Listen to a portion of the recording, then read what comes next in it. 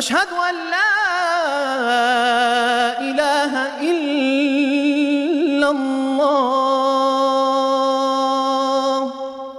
آج کے اس جمعے کے اندر انشاءاللہ تعالی ہم نبی علیہ السلام کی ایک ایسی سنت کے بارے میں گفتگو کریں گے کہ جس کے بارے میں اللہ رب العزت نے نبی علیہ السلام نے مسلمانوں کو تاکید کے ساتھ عمل کرنے کا اس سنت کے اعتبار سے ارشاد فرمایا ہے، اور پھر یہ یہاں تک نہیں کہ صرف ارشاد فرمایا ہے بلکہ نبی علیہ السلام نے ارشاد فرمایا کہ اگر اس بات پر عمل کر لیا جائے تو ہر انسان جو میرے اس ارشاد پر عمل کرے گا اس کا نصف ایمان کامل ہو جائے، اس کا نصف ایمان کامل ہو جائے گا۔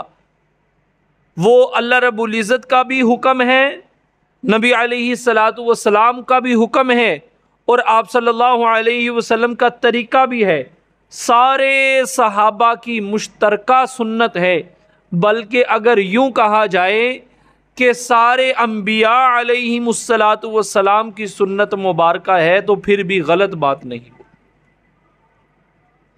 وہ کیا حکم ہے اللہ رب العزت کا؟ ہر مومن مرد عورت کو کہ پیارے آقا علیہ السلام نے ارشاد فرمایا کہ جو مومن مرد عورت وہ نکاح کر لیتے ہیں تو اللہ رب العزت ان کا آدھا ایمان پورا کر دیتے ہیں، یعنی آدھا ایمان ان کا مکمل ہو جاتا ہے، باقی آدھا ایمان عبادات سے، اپنے عمل سے، اور اسی طرح ریاضات سے، اسی طرح اللہ کی تسبیح اور تحمید سے پورا کرنا ہوگا۔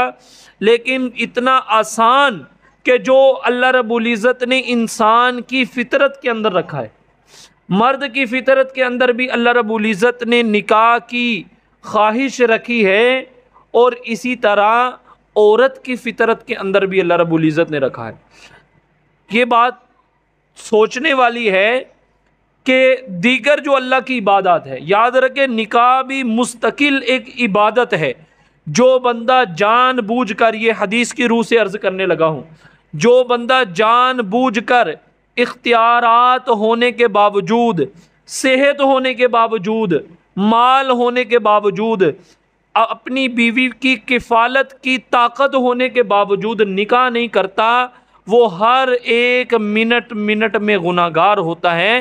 تو اس کے بارے میں قیامت والے دن اللہ رب العزت اس کا گریبان پکڑیں گے، اس سے پوچھیں گے کہ جب تیرے نبی نے حکم دے دیا، حکم نہیں کر کے دکھا دیا، تمام صحابہ نے یہ عمل کر کے دکھا دیا، تجھے کون سی چیز مانے رہی؟ کس چیز نے تجھے منع کیا کہ اللہ کے نبی کی سنت کو چھوڑ دے اور اللہ کے حکم کو چھوڑ دے اور صحابہ کے عمل کو چھوڑ دے؟ تجھے کس چیز نے اس بات سے منع کر رکھا؟ تجھے کس چیز نے اس بات سے منع کر رکھا تھا؟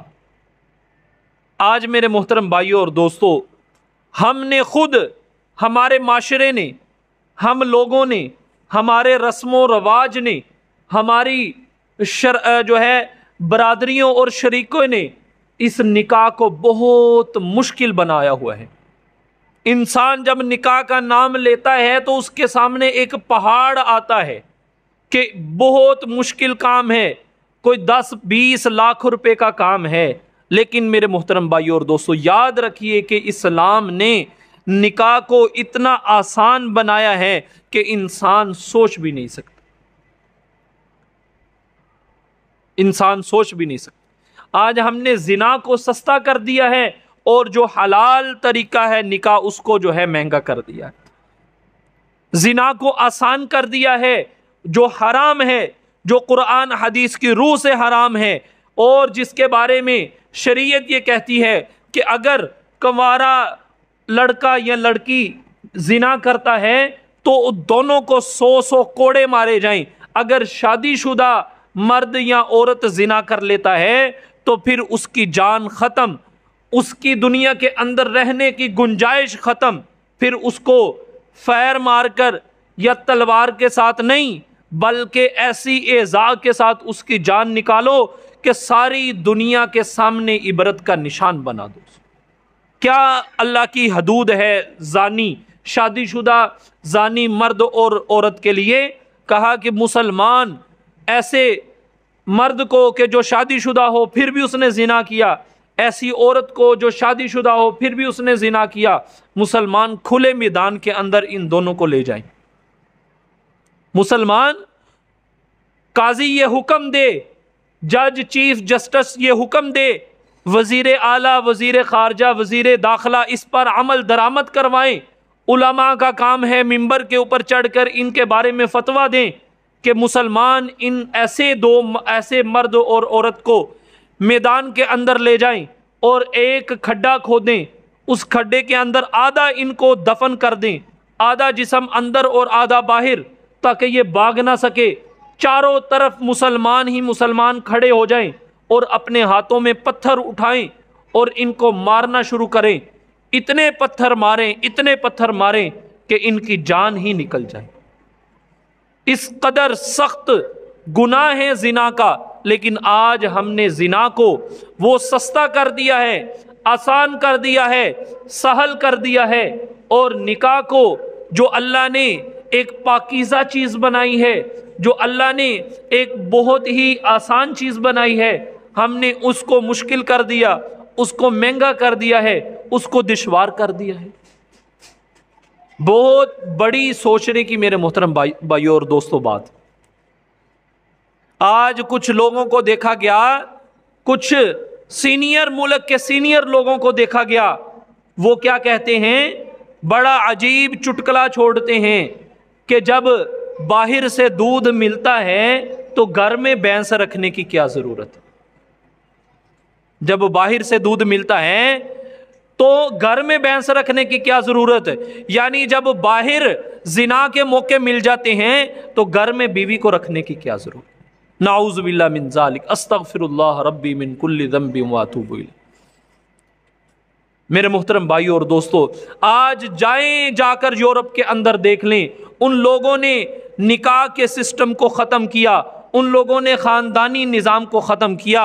आज यूरोप की औरतें जो हैं पहले ज़माने की बांदियों से भी बदतर ज़िंदगी गुजार रही हैं। उनके यहाँ जानवरों के औरत से ज़्यादा हकूक़ हैं, जबकि नबी अलैहिस्सलातु वस्सलाम के आने से पहले ये हाल था कि एक औरत को जानवर से भी बदतर समझा जाता था। किस कदर जलालत वाला मामला किया जाता था औरत के साथ नबी अलैहिस्सलातु वस्सलाम के आने से पहले, कि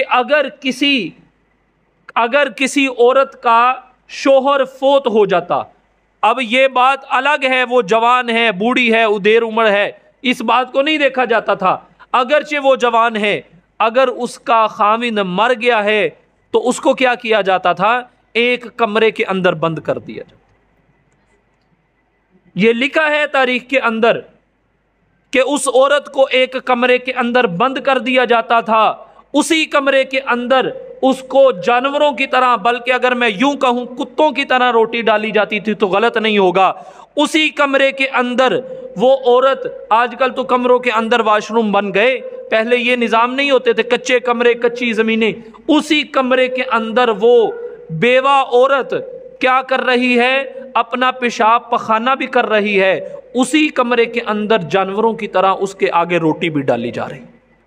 उस कमरे को बिल्कुल बंद कर दिया जाता था, यहाँ तक कि वो औरत वहाँ तड़प तड़प कर बीमारी के साथ लड़ के या नफ्सियात की मरीज होकर मर जाती थी, फिर उसको कमरे से निकाला जाता था, वरना उसको कमरे से नहीं निकाला जाता।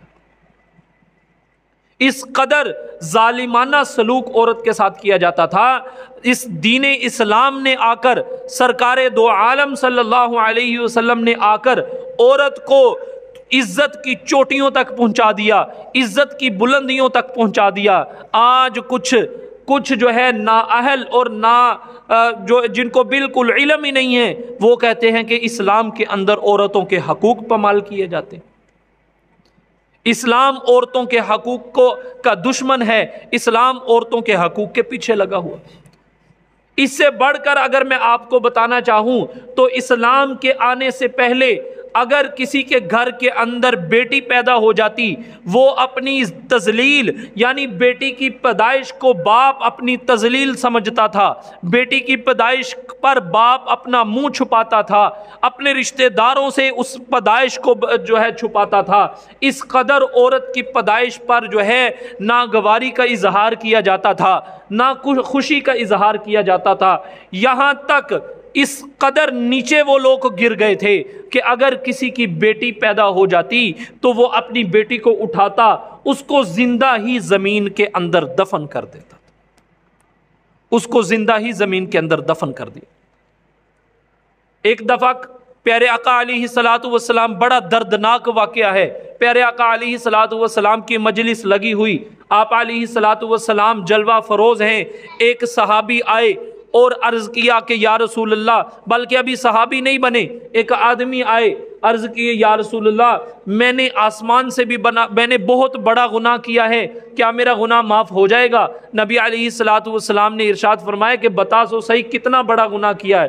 اس نے کہا کہ یا رسول اللہ، میں نے بہت ہی بڑا گناہ کیا ہے، میرے گناہ کی حد کوئی نہیں، میرے گناہ کی پمائش کوئی نہیں۔ تو پیارے آقا علیہ الصلوۃ والسلام نے ارشاد فرمایا کیا تو نے آسمان سے بھی بڑا گناہ کیا؟ اس نے کیا یا رسول اللہ، میں نے آسمان سے بھی بڑا گناہ کر دیا۔ پیارے آقا نے کہا کہ زمین سے بھی بڑا گناہ کر دیا؟ تو اس نے کہا کہ یا رسول اللہ، زمین سے بھی بڑا گناہ کر دیا۔ پیارے آقا نے کہا پہاڑوں سے بھی بڑا گناہ کر دیا؟ اس آدمی نے کہا کہ یا رسول اللہ، میں نے پہاڑوں سے بھی بڑا گناہ کر دیا۔ نبی علیہ الصلوۃ والسلام ہر طرف توجہ چھوڑ کر اس طرف متوجہ ہو گئے، اور نبی علیہ الصلوۃ والسلام حیران رہ گئے کہ کتنا بڑا گناہ کر دیا۔ تو پیارے آقا نے ارشاد فرمایا کہ تو بتا تو صحیح کتنا بڑا گناہ کیا؟ تو اس نے کہا کہ یا رسول اللہ، گناہ میرا یہ ہے کہ میں جو ہے زمانہ جاہلیت میں ایک تاجر تھا، تجارت کرتا تھا دوسرے ملکوں کے اندر، تو میں اپنی تجارت کی غرض سے گھر سے نکلنے والا تھا، تو ادھر میری بیوی کے ہاں پیٹ کے اندر جو ہے بچہ یا بچی تھی، تو میں نے اپنی بیوی سے کہا کہ میں نے تجارت کے لیے جانا ہی جانا ہے، تیرے جو ہے پیٹ سے اگر بچہ پیدا ہو تو اس کو اپنے گھر کے اندر رکھ لینا، اس کی پرورش کرنا، اس کو پالنا پوسنا، میں آؤں گا اپنے بیٹے کو دیکھوں گا، میں خوش ہو جاؤں گا۔ اگر تیرے پیٹ سے بیٹی پیدا ہوئی تو تم کیا کرنا؟ اس بیٹی کو جو ہے مار دینا، اس بیٹی کو قتل کر دینا۔ اب پیارے آقا علیہ الصلوۃ والسلام ایک رحمت للعالمین تھے، وہ سن رہے ہیں آپ کی جو ہے آنکھوں سے بھی آنسو، صحابہ کی آنکھوں سے بھی آنسو، تو وہ کہنے لگا کہ یا رسول اللہ، میں چلا گیا اپنے سفر کے اندر، تجارت کے سفر کے اندر، جب میں کئی سالوں کے بعد 2 یا 3 سالوں کے بعد واپس آتا ہوں، میں دیکھتا ہوں اپنے گھر کے اندر کہ ایک چھوٹی چلنے پھرنے والی بیٹی ہے، وہ بچی ہے، وہ جو ہے کبھی ہمارے گھر آتی ہے، کبھی گھر سے باہر چلی جاتی ہے، کبھی ہمسایوں کے گھر جاتی ہے۔ تو میں نے 2-3 دن ٹھہرنے کے بعد اپنی بیوی سے پوچھا کہ یہ بچی کون ہے، یہ لڑکی کون ہے جو آج کل ہمارے گھر کے اندر بہت زیادہ چکر لگاتی ہے، آتی جاتی ہے؟ تو میری بیوی نے مجھ سے چھپانے کے لیے کہا کہ یہ جو ہے ہمسایہ، جو ہمارے ہمسائے ہیں ان کی لڑکی ہے، ہمارے گھر کھیل کود کے لیے آ جاتی ہے۔ جب چند مہینے گزر گئے تو اس کا سونا کھانا پینا بھی ہمارے گھر ہونے لگا۔ تو کہنے لگا یا رسول اللہ، میں نے اپنی بیوی سے پوچھا کہ اس لڑکی کا کیا ماجرا ہے، یہ کہیں تمہاری بیٹی تو نہیں؟ اس نے کہا، بیوی نے کہ قسم اٹھاؤ تم اس کو نہیں مارو گے۔ وہ بیوی رونے لگ گئی، اس نے کہا کہ مجھے بتاؤ کہ یہ کس کی بیٹی ہے؟ میری بیوی نے بتا دیا کہ یہ تمہاری ہی بیٹی ہے، وہ جو حمل تم چھوڑ کر سفر کے اوپر چلے گئے تھے، اس حمل سے اللہ نے ہمیں یہ بیٹی کی نعمت سے نوازا ہے، رحمت سے نوازا ہے۔ وہ باپ جو ہے اپنا منہ بند کہتا ہے میں نے کر لیا، خاموش ہو گیا، لیکن وہ کہتا ہے میرے اندر ایک آگ جل گئی کہ میرے رشتہ داروں کو اگر پتہ چل گیا کہ اس کے گھر تو بیٹی ہے تو میں کس کو منہ دکھانے کا لائق ہوں گا؟ اگر جو ہے اس بیٹی کو رخصت کرنا ہوا، میں کسی کا جو ہے سسر بنوں گا۔ وہ سسر بننے کو بہت بڑی تذلیل سمجھتے تھے، وہ سسر بننے کو بہت بڑی تذلیل سمجھتے تھے اپنے لیے۔ تو وہ کہتا ہے کہ وہ چند دن گزرتے رہے تو میں نے اپنی بیوی سے کہا کہ ایسا کرو کہ یہ ہماری بیٹی ہے، मैंने अपने इरादे उस बीवी को नहीं बताए, बेटी तो हमारी है, मैं इसको इसके मामू से मिलाने के लिए ले जाता हूँ, तो इसको नहला, अच्छे कपड़े पहना, सुरमा और तेल लगा।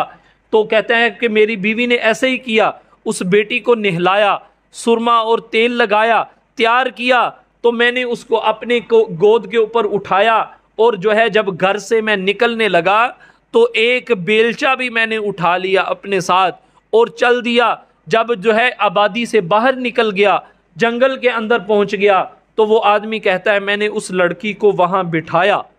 जब मैंने उसको बिठाया तो मैं एक खड्डा खोदने लग गया, गड्ढा खोदने लग गया, बेलचे से मिट्टी निकाल रहा हूं और अब वो मिट्टी जो मेरे बदन और मेरे कपड़ों पर पड़ रही है, वो नन्ही सी बच्ची अपने मासूम हाथों से वो मिट्टी भी पीछे कर रही है, अपने बाप का बदन साफ कर रही है। ये बात आज तक हमारे माशरे के अंदर मुसल्लम है कि बेटा यानी बेटा अपने बाप से इस कदर मोहब्बत और अपने बाप को इतनी इज्जत और शफकत नहीं दे सकता कि जिस कदर बेटी अपने बाप के साथ हमदर्दी करती है, जिस कदर बेटी अपने बाप के साथ जो है मोहब्बत कर और प्यार करती है, बेटा इतना प्यार नहीं कर सकता। बेटे बड़े होते ही जो है अपनी बीवी और अपने बच्चों के चक्करों में लग जाते हैं, या अपने कारोबार और अपनी मुलाजमत और अपनी जो है ज़राअत के चक्करों में लग जाते हैं। बेटी अगर ब्याह के दूसरे घर चली भी जाती है, फिर भी उसको अपने भाइयों का ख्याल, उसको अपने बाप का ख्याल रहता है।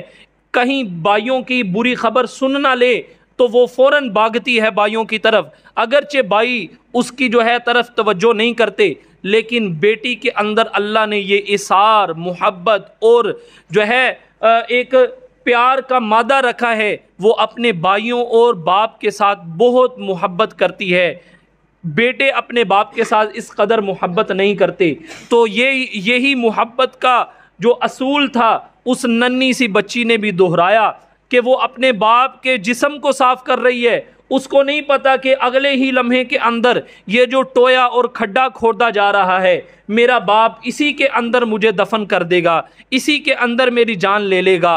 तो बल्कि वो बेटी जो है अपने बाप के कपड़े भी साफ़ कर रही है, बदन भी साफ़ कर रही है, और कभी जो है बाप से बेलचा लेकर ख़ुद जो है अपने हाथों से मट्टी निकाल रही है।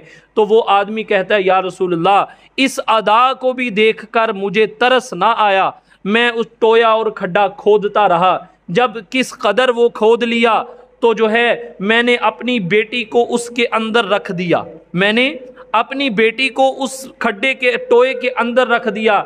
अब मेरी बेटी को नहीं पता कि मेरी जान जाने वाली है। जब मैं अब उस बेटी के ऊपर मट्टी डाल रहा हूँ, वो बेटी खुद मट्टी की जो है बुक्के भर भर के अपने ऊपर डाल रही है। उसको नहीं पता कि क्या अभी माजरा होने वाला है। अब जो है वो जब मट्टी उसके गले और मुंह तक आई तो फिर वो बेटी रोने लगी, वो बच्ची रोने लगी और कहने लगी, अब्बा जान मुझे क्या कर रहे हैं, मुझे कहाँ दफन कर रहे हैं। मैंने उसकी कोई बात ना सुनी, उसके ऊपर मट्टी डालता रहा यहाँ तक कि उस लड़की ने ये भी अल्फाज तारीख के अंदर लिखे हैं। बच्ची ने कहा कि अब्बा जान मुझे इस बियाबान जंगल के अंदर छोड़ दो, मैं पत्ते और दरख्तों की टहनियाँ खाकर गुजारा कर लूँगी, लेकिन मेरी जान ना लो, मुझे जो है ज़िंदा ज़मीन के अंदर दफन ना करो। तो कहने लगा कि या रसूलल्लाह, जब उसने मुझे ये बात कही तो मैंने उसके सीने के ऊपर पत्थर की बड़ी चट्टान रख दी, बड़ा पत्थर उठाकर उसके सीने के ऊपर रख दिया, जिसकी वजह से हमेशा के लिए उस बेटी की आवाज़ बंद हो गई। आवाज़ बंद हो गई। अब सहाबा भी रो रहे हैं, नबी अलैहिस्सलातु वस्सलाम भी रो रहे हैं। तो कहने लगा कि या रसूलल्लाह, मैंने उसकी कब्र बना दी और मैं अपने घर के अंदर वापस आ गया। क्या आज इस वक़्त मेरा ये गुनाह भी माफ़ हो सकता? चूँकि वो अभी इस्लाम नहीं लाया था, तो आप सल्लल्लाहु अलैहि वसल्लम ने इरशाद फरमाया कि ये काम तूने इस्लाम लाने से पहले किया था, यानी जब मुशरिक और काफिर था तब किया था। अल्लाह रब्बुल इज़्ज़त का वादा है कि जो शख्स इस्लाम ले आए मैं उसके पिछले सारे गुनाहों को माफ़ फरमा दूँ। तो यार आप सल्लल्लाहु अलैहि वसल्लम ने इरशाद फरमाया कि गौर से सुन ले, इस्लाम इतना ताकतवर दीन है कि तेरे कलमा पढ़ने से तेरा अल्लाह ने ये गुनाह भी माफ़ फरमा दिया। तो मेरे मोहतरम भाइयों और दोस्तों, इस इस्लाम के आने से पहले औरत का ये माशरे के अंदर जो औरत को इस तरह समझा जाता था, हत्ता कि एक और वाक़या लिखा है किताबों के अंदर कि अगर एक हामला औरत गली महल्ले से जा रही होती, दो आदमी बैठे होते, तो एक कहता कि इसके पेट के अंदर लड़का है, दूसरा कहता कि इसके पेट के अंदर लड़की है, दोनों की आपस के अंदर बहस हो जाती तो शर्त लग जाती। वो कहता है कि अगर इसके पेट के अंदर बच्चा है मैं तुझे 5 ऊँट दूंगा, अगर दूसरा कहता है अगर लड़की है तो मैं तुझे 10 ऊँट दूंगा। तो इंतज़ार नहीं किया जाता कि इसकी विलादत का इंतज़ार कर लिया जाए, बल्कि औरत को जानवर से भी बदतर समझते हुए उसी वक़्त उस औरत को जो है ज़िबा कर दिया जाता और उसके पेट को खोल कर देख लिया जाता कि इसके पेट के अंदर लड़का है या लड़की। मेरे मोहतरम भाइयों और दोस्तों, ये वाक़यात हुए हैं तो किताबों में लिखे। इस कदर जलालत की ज़िंदगी थी औरत की इस्लाम के आने से पहले। जब इस्लाम आया तो अल्लाह रब्बुल इज़्ज़त ने और नबी अलैहिस्सलातु वस्सलाम ने, दीन इस्लाम ने औरत को इज़्ज़त की बुलंदियों तक पहुँचाया, औरत को जो है इज़्ज़त का मकाम बख्शा और औरत को जो है घर के अंदर सरबराही दी। यहाँ तक कि अल्लाह रब्बुल इज़्ज़त ने हुक्म उतार दिया कि तेरी माँ के कदमों के नीचे तेरी जन्नत है, तेरी माँ के कदमों के नीचे तेरी जन्नत है। और जो है इस्लाम लाने से, इस्लाम के आने से पहले औरत की क्या इज्जत थी। एक वाक़या मैंने ये भी पढ़ा कि जब दो भाई थे, उनका बाप फोत हो गया तो आपस के अंदर दोनों भाइयों ने जायदाद की तकसीम करनी शुरू की, बाप की जायदाद की तकसीम करनी शुरू की भाइयों ने आपस के अंदर। ये घर तेरा है, ये घर मेरा है, ये खेत तेरा है, ये मेरा है। सारी जायदाद की जब तकसीम हो गई तो दोनों भाई अपनी माँ को कहने लगे कि तुझे भी हमारे बाप ने बाजार से ख़रीदा था, तुझे भी हम बाजार में बेचेंगे और जो दाम तेरी कीमत के लगेंगे उनको भी हम आपस में आधा आधा करेंगे। नाउज़ु बिल्लाह मिन ज़ालिक। औरत की इस कदर तज़लील की जाती थी। तो मेरे मोहतरम भाइयों और दोस्तों, आज अल्लाह ने औरत को बड़ा मकाम बख्शा है। माँ की सूरत में हो तो फिर अल्लाह ने कहा है उफ़्फ़िन वला तन्हरहुमा वक़ुल लहुमा क़ौलन मअरूफ़ा, कि तुम्हारी माँ जब तुम्हें देखे या कुछ कहे तो उसके सामने उफ़ भी ना कहो, आवाज़ भी ना निकालो। बल्कि नबी अलैहिस्सलातु वस्सलाम ने इरशाद फरमाया कि जो शख्स खुश दिली के साथ मुस्कुराते हुए अपने वालिदैन को सवाब की नीयत से उनके चेहरे को देखता है तो अल्लाह रब्बुल इज़्ज़त एक मकबूल हज और उम्रे का उस शख्स को सवाब अता फरमाते। एक शख्स हज़ारों लाखों रुपया लगाकर हज करने के लिए जाता है, अब उसको पता नहीं है कि मेरा हज कबूल है या अनकबूल है, लेकिन अल्लाह के नबी ने इरशाद फरमाया जो वालिदैन के चेहरे को सवाब की नीयत से खुश दिली के साथ मोहब्बत और प्यार से देखता है, अल्लाह एक हज और एक उम्रे मकबूल का उसको अजर अता फरमाता। ये मकाम है वालिदैन का और औरत का। अगर बेटी है तो अल्लाह ने फरमाया वो तुम्हारी बेटी तुम्हारे घर में रहमत है। अगर वो बहन है तो अल्लाह ने फरमाया, दीन इस्लाम ने फरमाया कि तुम्हारी बहन के साथ तुम्हारा नसीब लिखा हुआ है। तुम अपनी बहन के ऊपर खर्च तो करके देखो, अपनी बहन को सहूलत तो देकर देखो, मैं तुम्हारे घर के अंदर रिज़्क़ की फरावानी कर दूंगा। आज हम अपनी बहनों को भूल जाते हैं, साल हा साल, महीने दर महीने महीने याद नहीं रहती कि फ़ोन भी करना है या नहीं, उनके घर जाना भी है या नहीं, उनको कोई ज़रूरत है या भी नहीं। अगरचे हमारे ऊपर उनके बड़े हक़ हैं, हम अपनी बहनों की जायदादों के ऊपर भी बैठे हुए हैं, इसके बावजूद भी फिर भी बहनों की ज़रूरियात को नहीं देखते कि मेरी बहन मेरे अपने घर के अंदर परेशान है, सुखी है या जो है दुखदार है। तो मेरे मोहतरम भाइयों और दोस्तों, औरत को इज्जत देना ये हमारे इस्लाम ने सिखाया। औरत को इज्जत देना ये हमारे इस्लाम ने सिखाया है।